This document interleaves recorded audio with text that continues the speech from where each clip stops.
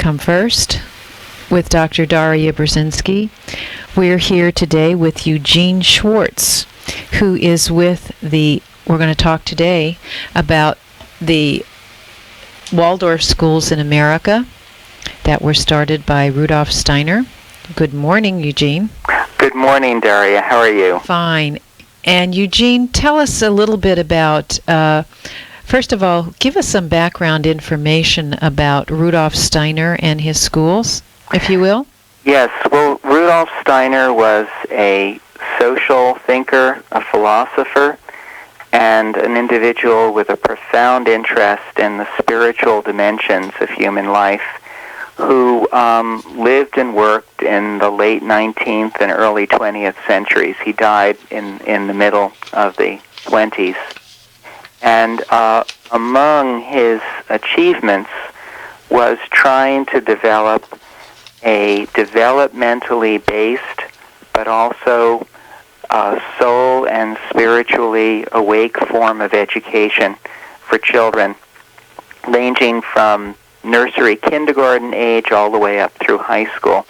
And these schools, which are now over 750 in number throughout the world, are known in some places as Rudolf Steiner schools, known in the United States, where there are 175 or so, as Waldorf schools. Oh, so they're called Waldorf schools in the United States. I didn't realize that. That's right. More or less they are. There are some called here and there called the Rudolf Steiner School of New York City or of Great Barrington, but mostly they're known as the Waldorf School movement. Now, I have a practical question. Are Waldorf schools certified, or has the name been copyrighted so that all Waldorf schools are the same? It is legally protected so that a school may be called Waldorf-inspired. For example, there's a school in Philadelphia, the Philadelphia Children's School, which is a Waldorf-inspired school, which is aspiring to be a full Waldorf school, and that will come as it adds more grades, as it gets to be assessed by the Waldorf Schools Association. So one day in a few years it'll be a full Waldorf school. But there's a great concern that the schools do follow a common philosophy and that the teachers are well trained before a school's given that name. Eugene, where is the Philadelphia Children's School? It's in Germantown. Okay.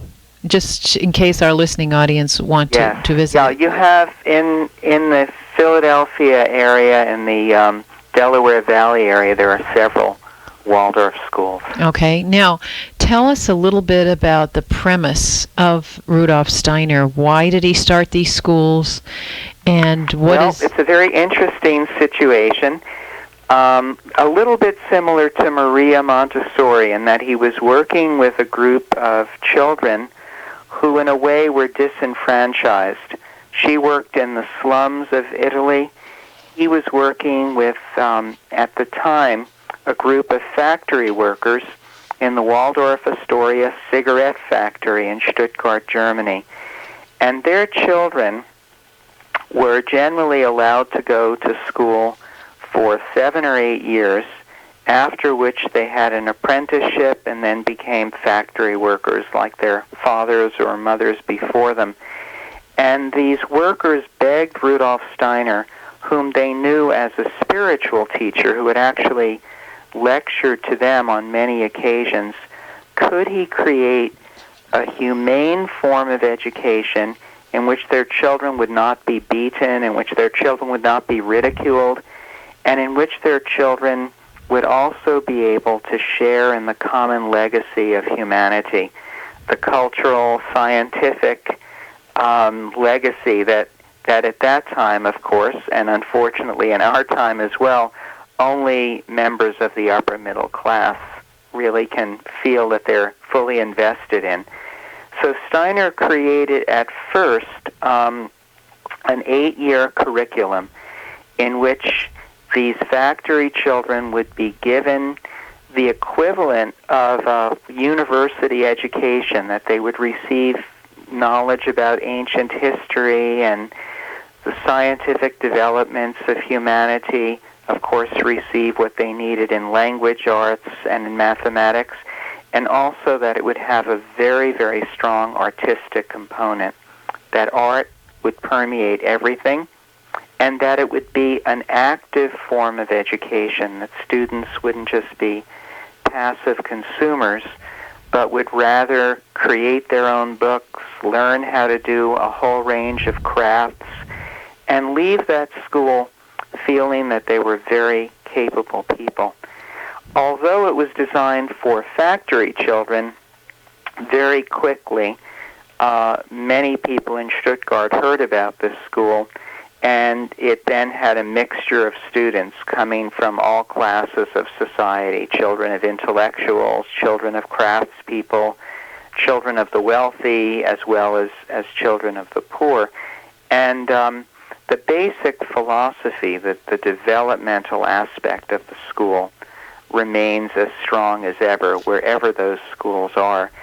Within Steiner's lifetime, a high school was added.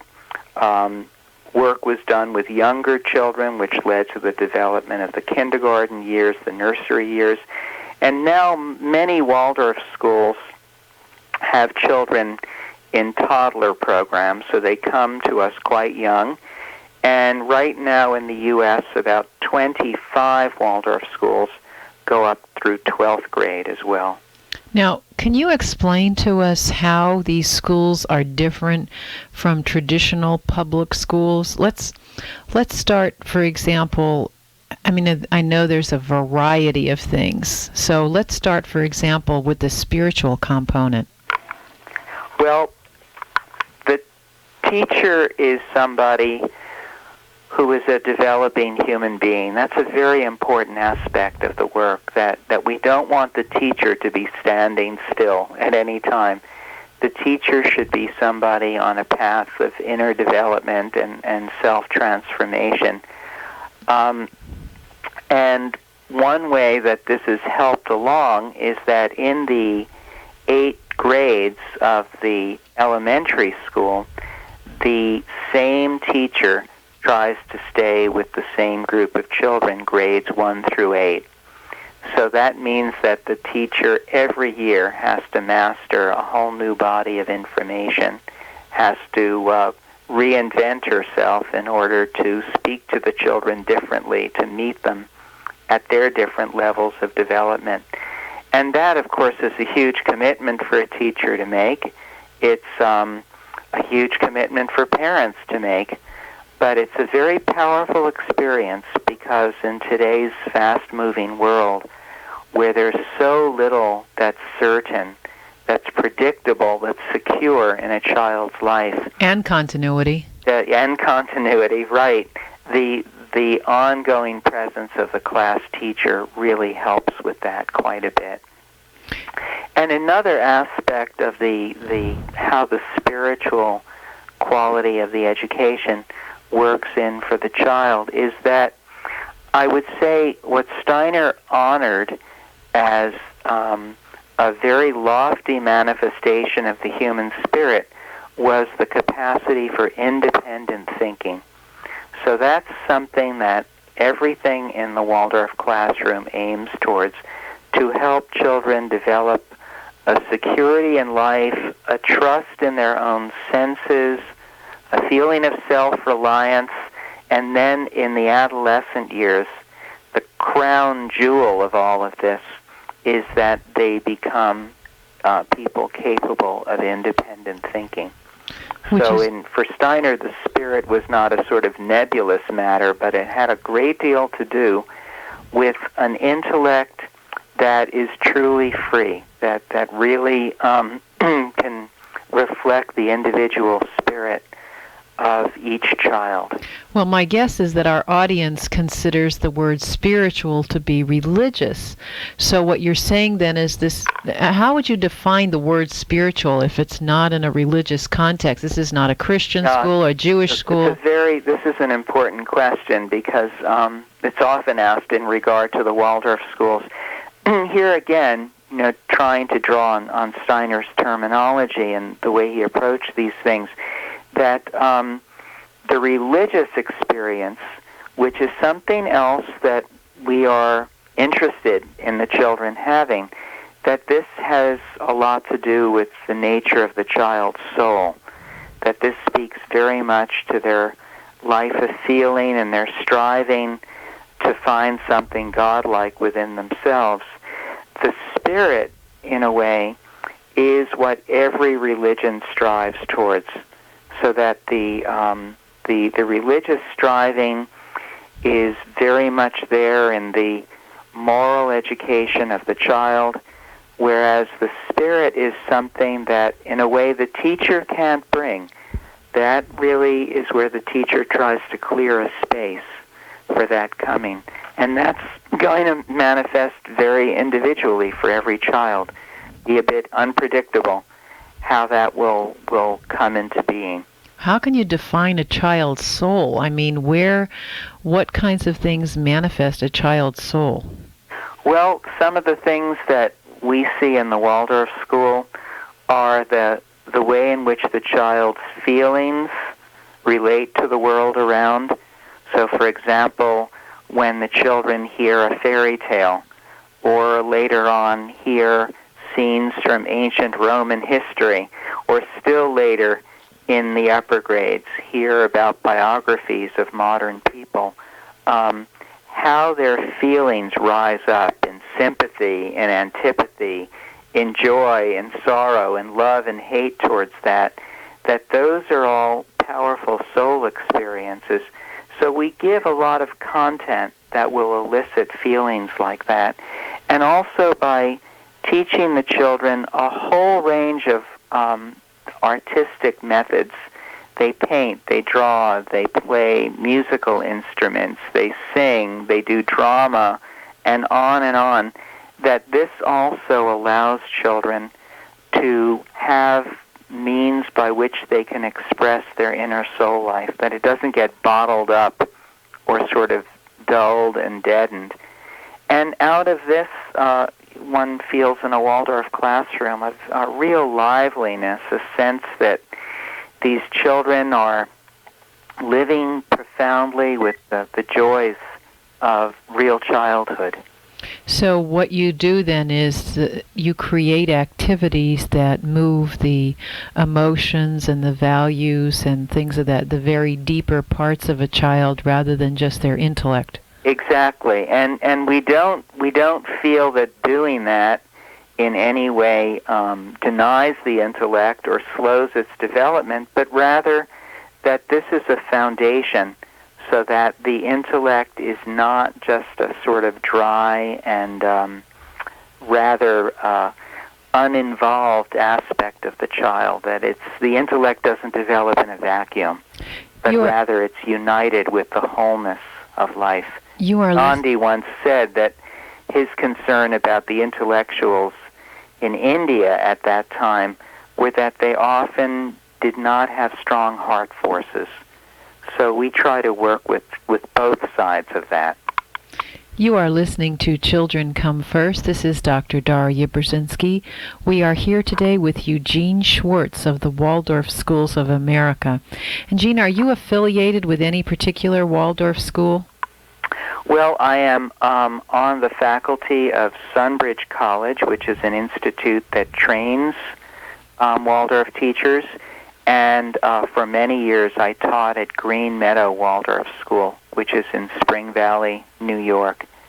But as a consultant, I work with many Waldorf schools throughout the country. Have you written any books on the subject of Waldorf education? Yes, I've written 8 books, and my most recent is meant to be a more popular version, sharing what Waldorf is about with a wider public, called Millennial Child.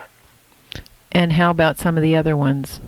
Among other books I've written are Adolescence, The Search for the Self, Seeing, Hearing, Learning, which is a study of how the senses can be awakened in education.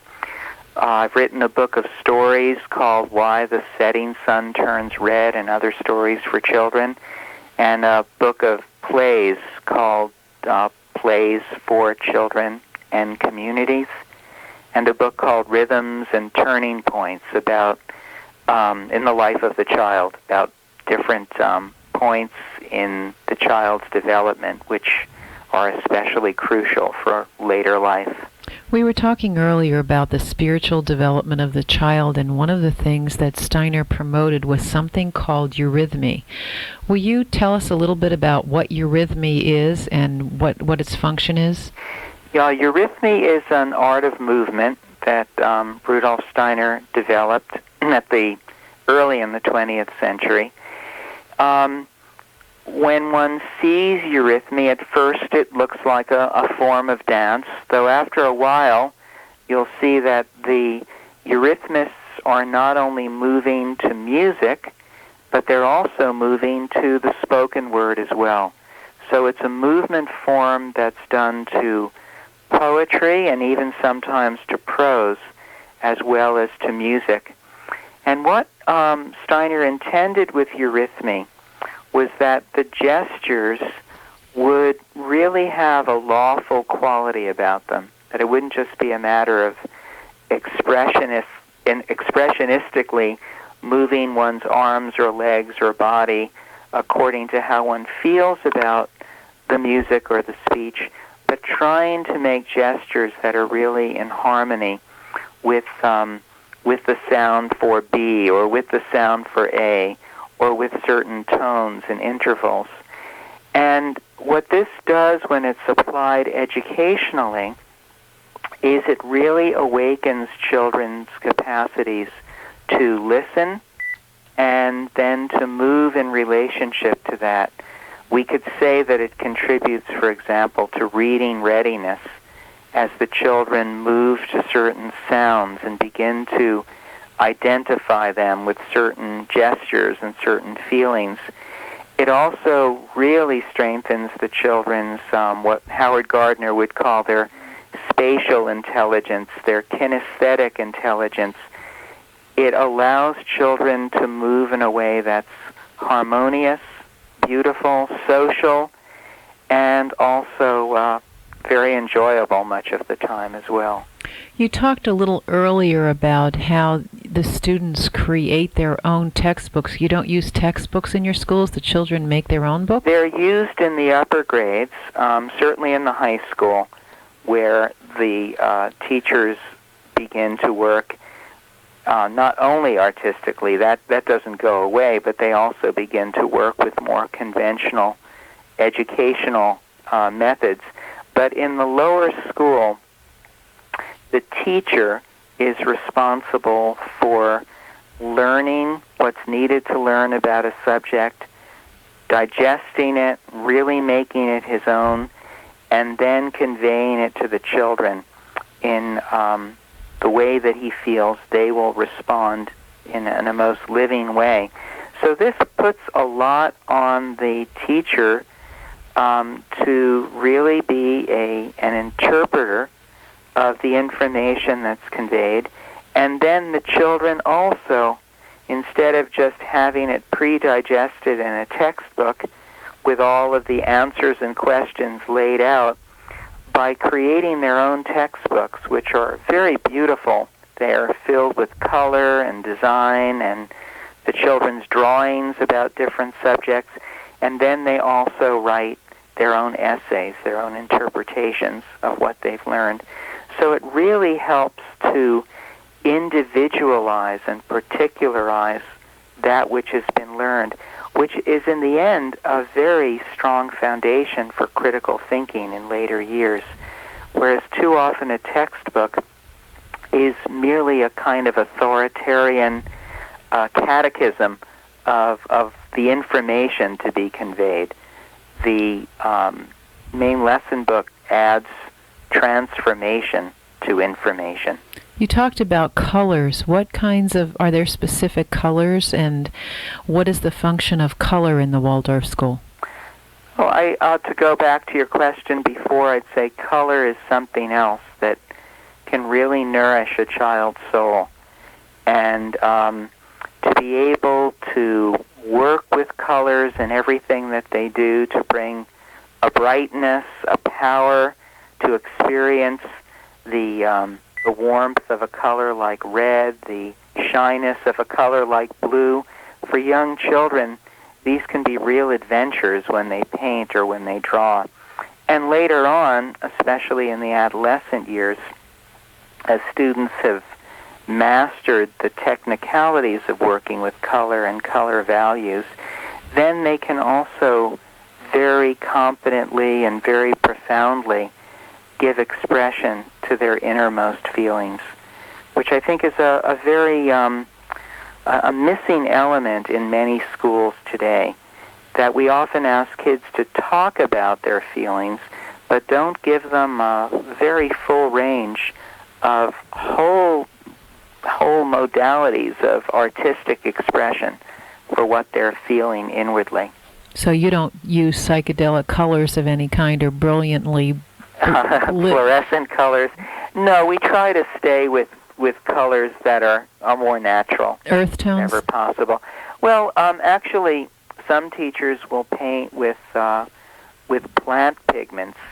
Others will work certainly with more chemical colors, but try to work as much as possible with primary colors. Let the children experience for themselves how the secondary colors are created out of the mixture of two primary colors, to make everything as active as possible. And speaking of children really participate even in the creation of a color. You talk about action, and I know that in the early years, children are encouraged to do the kinds of things that we attribute to females only, and by helping develop their hands rather than putting pencils in their hands.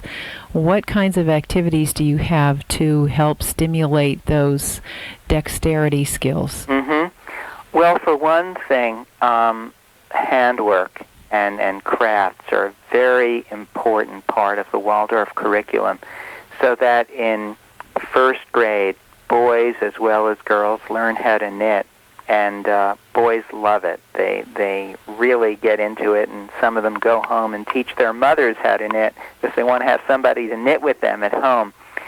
In second grade, they learn to crochet. In third grade, they knit and do purling as well. And then by fourth grade, they're doing cross-stitch embroidery, and in the upper grades, going on to ever more sophisticated things, until by 8th grade they are working with sewing machines and making themselves or a friend an item of clothing. So all of this definitely builds up adeptness in the hands, and this is an area, this work with the hands as a way of stimulating neurological growth. It's an area of cutting-edge research right now. It's a great deal of interest in how this works and how important it might be as an element for, again, intellectual education. This may be one of the pillars on which healthy intellectual growth can rest. And other things that the children do through the years, kindergarten in particular, they do a lot of cooking. They learn how to make bread. So their hands are really active and busy. And even we bring back what were considered the old-time games, pick-up sticks, jacks, hopscotch, games with strings, finger games, things that really bring the child's consciousness into the hands so that they are more capable with their hands. They're less clumsy, they're more adept, and this may very well have a whole secondary or tertiary set of results for the child's later development. And we have found from the research that they've been doing, the latest brain research we've been talking about here on our program, that the pencil, paper, fill-in-the-blank coloring types of activities we primarily have been doing with kindergarten and first and second grade children may in fact be hampering their progress rather than, and devoted to an only specific minor portion of the brain, does not facilitate the brain to be motivated to learning, as well as the kinds of activities that you were talking about. Yes. So Rudolf Steiner was well ahead of his years in terms of understanding the processes of learning and how learning takes place. I would agree with that. He was quite prescient there, and certainly there are more and more writers, Joseph Chilton Pearce most famously, David Elkind, and increasingly now in the medical profession, psychology, neurology, who are concerned just as deeply about the prevalence of pencil and paper work at an ever younger age. And perhaps it's not surprising then that along with this sitting at a desk doing the same repetitive sort of work day in and day out, we also see a dramatic and disturbing rise in attention disorders. And that has kinds at younger and younger ages, something which of course has been in the media in the last couple of weeks concerning the overuse of Ritalin and other substances for these children.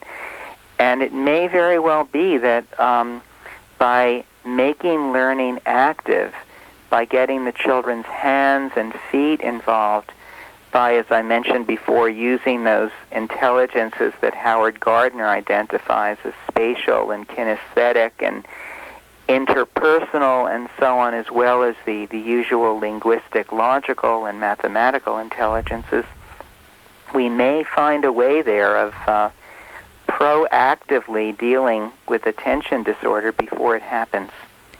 Are there any videotapes or audio tapes our listening audiences can get to observe or listen to some information about Waldorf schools? Yes, through Educational Insights.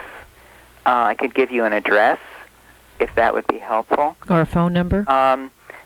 The phone number is 914-356-9302. There are a number of tapes that I've done, one of which is about attention deficit hyperactivity disorder, and also through the Sunbridge College bookstore in Spring Valley. I don't have their phone number right in front of me, but that's Spring Valley, New York. They have a whole range of audio and also some videotapes about Waldorf education. Now, you have been listening to Children Come First. This is Dr. Daria Brzezinski. We are here today with Eugene Schwartz talking about the Waldorf schools in America, which began with the insightful vision of Rudolf Steiner at the turn of the last century. With our second half hour of Children Come First, this is Dr. Daria Brzezinski with Eugene Schwartz of the Waldorf Schools of America. Kids, and we are talking about specifically how the differences between or you can email us public at schools and the Waldorf curriculum with regard to spirituality. Eugene, explain a little bit for people who have never walked into a Waldorf school at the unique way that subjects are introduced. You can also in the classroom. Well, there the are Waldorf schools, many different or find out about that Waldorf schools from Educational Insights. And the phone number is 914-356-9302. That's 914-356-9302. Again, we are speaking with Eugene Schwartz of the Waldorf Schools of America that were began by Rudolf Steiner, which is a more philosophically spiritual soul rooted type of learning process in comparison to our traditional public schools. They are also very psychomotor dominated, with children being actively involved in the education process, both physically, emotionally, and spiritually. There is a great deal of focus on activities, and we have even now, as I recall, Eugene, don't we have a few public schools in the United States that are Waldorf schools as well? Organic chemistry, they can't by doing some cooking together. Schools. There's only one that bears that name officially, and that's a very unique school in something else that would be very unusual for one accustomed to a normal classroom. It's an is inner that city you might school, see a teacher standing up in front of the class for 2 remarkable hours string of teaching a whole range of subjects, singing with the children, in the few years that it's reciting been in poetry with them, Other than telling that, there them are a number of charter from schools. history, It or might be presenting a 15 or physics more, experiment to which them, are Waldorf supervising their inspired, or trying artistic to work use some and their Waldorf written methods. work as they It's a convey challenge these to things bring into Waldorf their self-made education textbooks. into the public And in school that world. whole 2 hours, But, while this more and more person is teachers doing all are of coming that, to Waldorf he or conferences she is not and bringing referring back to any something notes to their classroom. that they have committed some every individual individuals teaching to for memory. the first time They're have the flexible. courage They'll to tell change a things story a bit without if reading they it feel to the their class. class's attention We'll be is back in our varying second a bit. half hour with Eugene And Schwartz. they're making Now word from eye our contact sponsors. with the students nonstop. And you feel out of that comes this excitement, a feeling as though you're there at the birth of natural science, or that you're there as a great bard or skald of old is telling an epic completely from memory. So this is very important, that the teachers build up as few obstacles between themselves and the children as possible, and the children have an example there of a person who's a lifelong learner, a person who is as excited about the subject as can be and conveys that excitement to them. Now, you were talking earlier about some of the intriguing things that happen, and I know one of the ways that subjects are introduced is through play acting, and I mean literally on a stage. Is that correct? Yes, yes. Drama is a very important part of the teaching.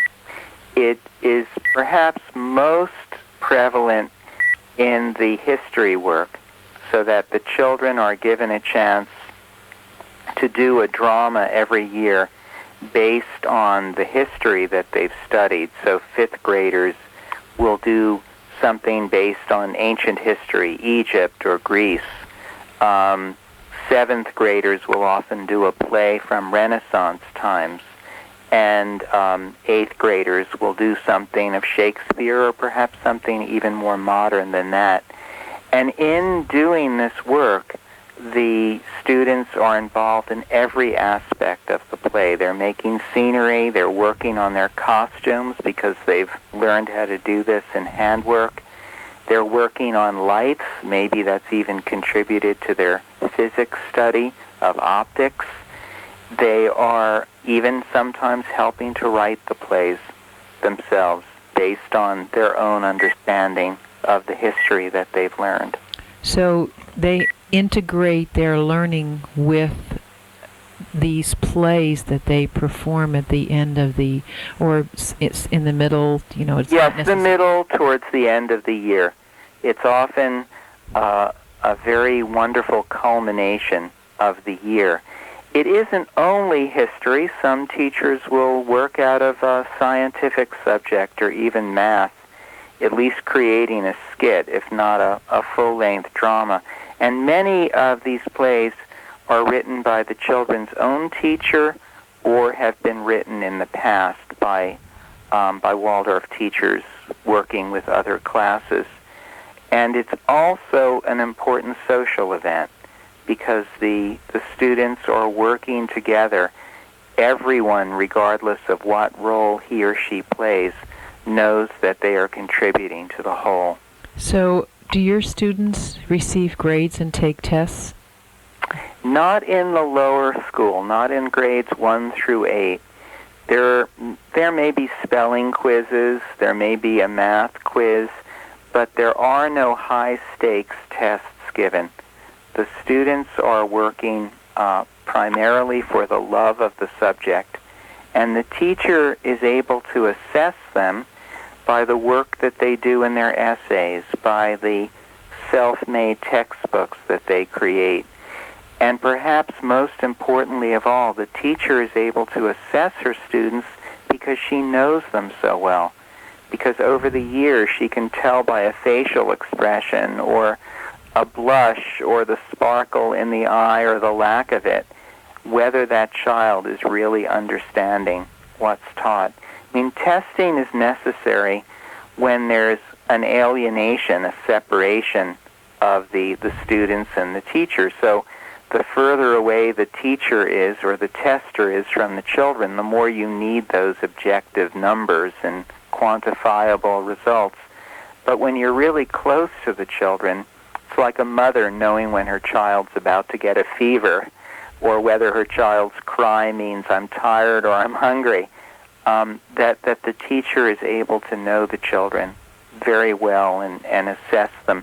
And therefore, the reports that parents get are not just filled with numbers and letter grades, but rather they are expressions in a narrative form of a very, very close and very meaningful relationship of two people, two human beings, the teacher and the child. That's an incredible definition of testing.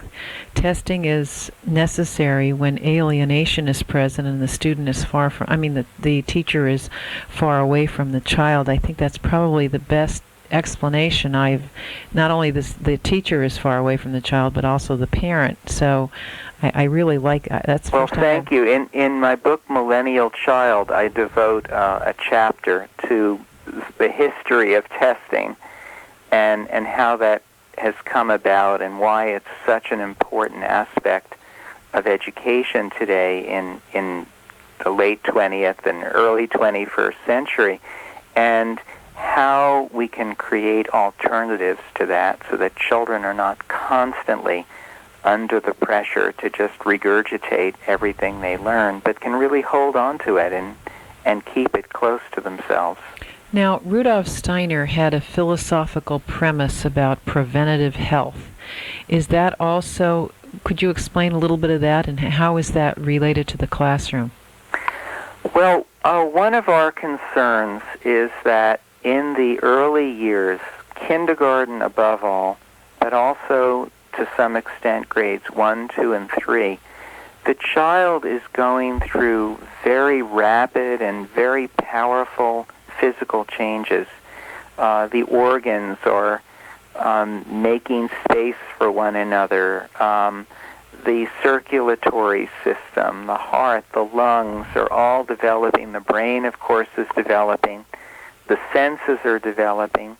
And that we try in those early years to leave some space for that, not to strain the eyes by making children focus on small letters, not to over-accentuate any one part of the child's body over another, but to educate the children in a whole way that involves the whole body as much as possible. And when we see children are looking tired, then we'll cut a lesson short, or we'll have them stand up and do something active if they're just tired of sitting and receiving.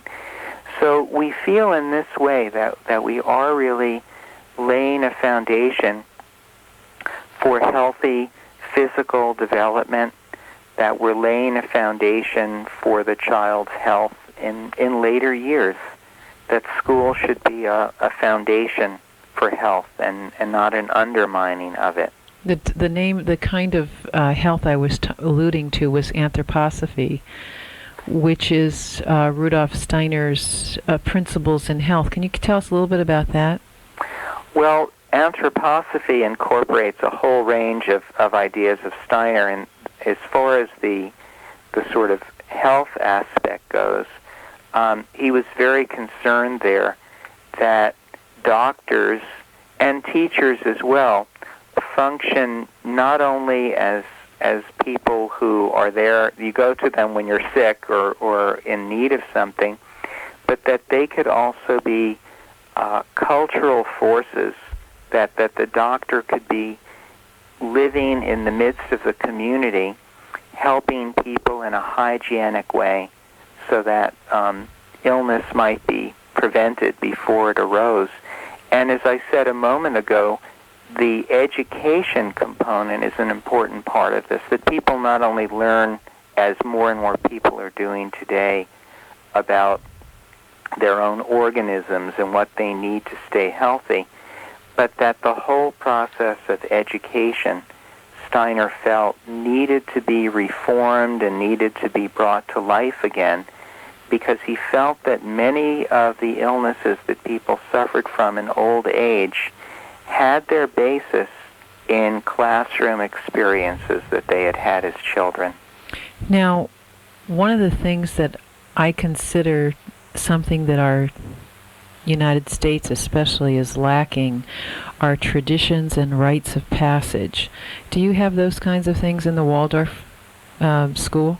Yes, we do. The life of the tradition of the school, although we're relatively speaking a new school movement, only going back to 1919, not even 100 years old yet, but an important part of the tradition in the Waldorf school is the celebration of seasonal festivals, so that when the school year begins in autumn, when the midwinter solstice comes, when spring comes, the children are really alerted to the profound changes going on in nature around them, and also to the sort of soul experiences that often accompany that, the kind of breathing of the soul going out in the warm weather of spring, contracting more in autumn, and bringing a point of wonderful inwardness in winter. So the festivals are an important part of the Waldorf year. And then for the older children, the sort of rites of passage, although schools don't really have rituals connected with that, it's the way in which the content of the classes is presented that can create a sort of rite of passage. For example, an 8th grader might learn in the context of physics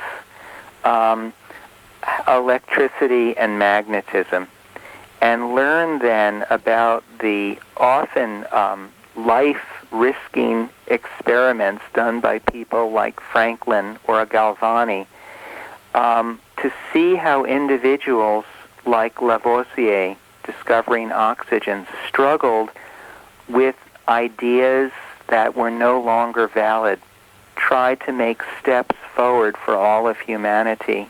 Someone like Galileo, who risked his own life and well-being by challenging the church on the relationship of the planetary bodies to the Earth. These biographies, which sometimes come in the science classes, sometimes come in history or in other subjects, they really give the youngsters a sort of objectification of their own inner struggles.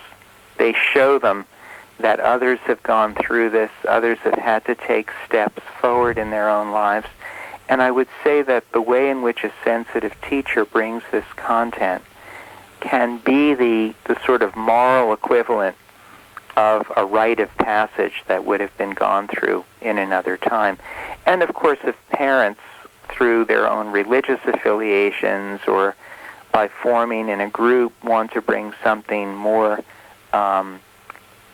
overtly ritualistic to the children, that certainly could happen in a Waldorf community, though it's usually outside of the context of the school day.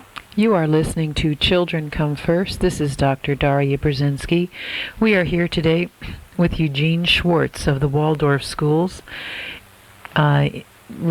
incorporated by Rudolf Steiner, and we're talking about the Rudolf Steiner and their structure, the Waldorf Schools and their structure in America, and their general basic framework is what we're talking about, trying to give people enough of an impression of what a Waldorf school might look like. So Rudolf Steiner talked about the stages of a child's growth and development. Can you give us a little brief summary of the different stages a child goes through in terms of how Rudolf Steiner saw it? Yes. In the first 7 years of life, the child learns a great deal about the world through imitation. And for this reason, in Waldorf schools in the kindergarten years, what's most important is what the teachers are doing, the gestures, their attitude towards what they do. So there's a lot of doing, a lot of activity, and ample opportunity for children to imitate. And out of this imitation, habits are learned for later years. There was a popular book some years ago, Everything I Needed to Learn About Life I Learned in Kindergarten, words to that effect. And we all know that many of our basic habits and our habits of attitude were cultivated years back without anything overtly educational having to be done. In the next 7 years, and these are approximate, of course, there are great ranges with individual children, but approximately between 6 and 12 or 7 and 14, the imitative quality has something added to it, and this is the search for authority, that children at this age are looking for people who can clearly and authoritatively introduce them to the world. So these are the years where we have the class teacher, the person who stays with the children for 8 years. And here they are most interested in what they learn by hearing about it, what they learn by reading about it. So they're not only going to imitate things, but they're also going to take them in, ponder them, make them their own to some extent.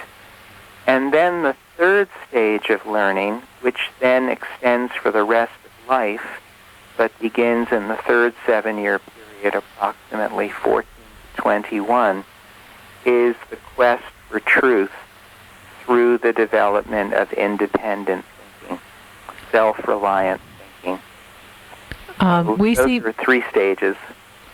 We seem to be losing, you seem to be coming in and out, Eugene, so you might want, I don't know if there's something going on in the background there, but you might want to get a tad closer to your microphone. Okay, how is that? That's perfect. Good. So we talked about the stages of child development as seen through the eyes of Waldorf, and these stages prompt the kinds of activities that occur throughout the classroom, the sewing. Does every child also, I know music is an important element, does every child learn to play an instrument in Waldorf? Yes, all children learn to sing, cultivate their own instrument first and foremost. And in first grade, they start to learn a simple wooden flute using the pentatonic scale, which is a simpler scale, one which many indigenous peoples and many cultures in Asia especially continue to use with great artistry. And then, depending on the school, by 3rd grade or 4th grade, many Waldorf children take up a string instrument. Some of them stay with this till they're graduated from high school. Others may switch to a woodwind instrument or a brass instrument. But typically, by the end of 8th grade, every child in a Waldorf school plays one instrument, such as a recorder, and another orchestral instrument, such as a violin or viola or trumpet. So there's a very great stress when a school can have such a program on developing a very extensive musical program. So your feelings then are that by enhancing and promoting children to learn art in the sake of drawing and painting and pastels, as well as learning to play an instrument and to sing, somehow this enhances their learning experience? Yes. And in fact, statistics now and then come out on success in college, and very often what's pointed to is that a high number of individuals who do well in their higher education years at some point in life had the discipline of mastering a musical instrument. Because in order to play well, you've got to practice, unless you're a very exceptional genius. But by and large, most people practice. So there's discipline there, there's regularity, And it's a social activity. You join together with others in chamber music or a class orchestra. It gives you a feeling of doing your own very best, and yet wanting to encourage and cultivate the best in those around you. And above all of these artistic activities, be they visual or auditory or tactile, they are helping to develop children's own senses. An artist is not only a person who draws well, she's a person who sees well, who looks at the world in a lively way. A musician is someone who hears with great sensitivity. A sculptor is one whose sense of touch develops to a very high degree. So to give all of the children all of the arts, not that they'll be gifted in all of them, not that they'll be great at any of them, but that they get them all, it helps them to develop their full humanness, to really experience their own sensory life in a very healthy way. And how else do we learn other than trusting our senses, that we hear the teacher, that we see the teacher, that we read the book? It's all based on sensory experience.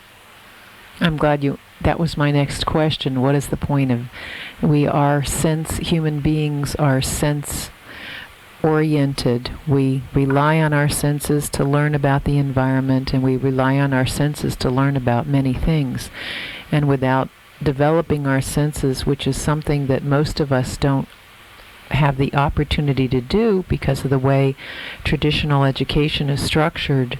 As a matter of fact, the first thing that most schools do when they're cutting their budgets is to cut away the art and the music and those particular areas which most people don't feel are fundamentally important, as opposed to sports, for example, and the sports programs, which have a very interesting way of teaching students how to play as teamworks. And I'm often wondering when I watch sports events if teamwork is involved at all. But that's correct. Right. The difference in the kind of education that a Waldorf education, well, how would you define the difference in a Waldorf education in comparison to a traditional education?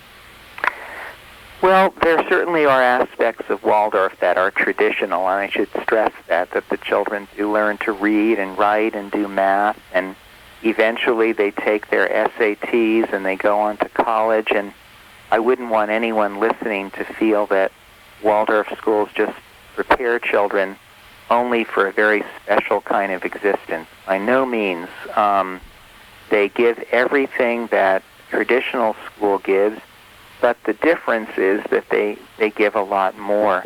And I would say that what's very essential today that Waldorf schools, more than any other educational method, provide is a sense of connectedness, that the children are learning in the 8 grades everything from the same person. So when they're learning physics, it's connected with the history that they learned a few weeks before. When they learn history, it also becomes a grammar lesson as they write about it.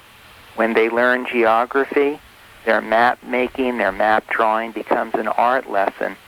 So there's a sense over those 8 years, and again, very emphatically in the high school years as well, that everything I learn is connected to everything else, and that it all has underlying it a moral element, a human element.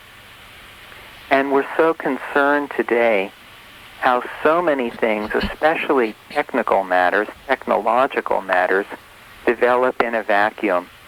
Issues like genetic engineering or disposal of nuclear waste or pollution, that brilliant scientists are working away there in the laboratory, making things happen, making things possible, but nobody is really assessing the moral, ethical, human dimension of all of that. And I think Waldorf education shows that there are ways of teaching subjects, of educating children, that helps bring this interdisciplinary aspect to everything that's learned, but most importantly of all, that puts it all in a human context, that really brings every subject in relationship to the whole planet, to the whole of humanity. When do children in Waldorf schools learn to read? They begin learning to read, reading readiness, I'd say, via Eurythmy in particular, already in kindergarten. In first grade, they're working especially on learning the letters of the alphabet, helping them with reversals and such things, learning simple words. And it's not unusual that in second grade, most of the children in a class by the end of second grade will be reading on grade level. And by third grade, the others will follow.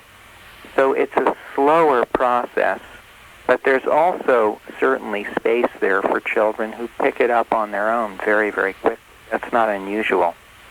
But our main concern is not sort of force-feeding the children reading at the expense of them having a whole other range of sensory experiences, especially recognizing, as more and more reading experts do, that the spoken word and the heard word are very important foundations for reading and writing. That children who come from homes where only a few words are ever spoken to them are not going to come as prepared to read as children who are receiving a very rich and beautiful vocabulary in the auditory world. And that's what Waldorf schools provide. Now, one last issue that I'd like to deal with, and you, before I do that, you've received a lot of criticism over the years about not teaching children to read at earlier ages like they do in public schools. And now the research concurs with Rudolf Steiner's principles that children learn sensory experiences, auditory and visual experiences first before they learn reading, because the brain is not capable of the reading experience until much later, after they've already had these sensory experiences. So Steiner was really on the ball a long time ago. Let's talk a little bit before we leave about attention. You alluded earlier to attention-related disorders. Yes. What can you tell us about that? Well, I think this is obviously one of the very hot issues of our time. I think there are many factors in this, and I'm just going to talk about it, just a little bit about it, and not say that this is the full picture at all. But I think that something we're finding in schools, especially in the last couple of decades of the 20th century, is that more and more time being spent by children at a younger and younger age simply sitting at their desks and doing pencil and paper operations, be it filling out ditto sheets or working with textbooks, and of course increasingly being tested on whatever they learned, often almost as soon as they've learned it. So there's a lot of activity today that is merely sitting, that the whole child is not able to really be involved in this learning. It's pretty much their head and a few of their fingers. And when children sit in front of computers, there's even less activity than, at least if they're writing something. There was a New York Times article last year showing that 2 new schools being built in Atlanta, Georgia, won't have playgrounds because there's no recess time in the school anymore. This is, of course, quite contrary to what we try to do in a Waldorf school, where we're always being active, where there's always a stimulation of the whole child going on. And I would say that it's not surprising then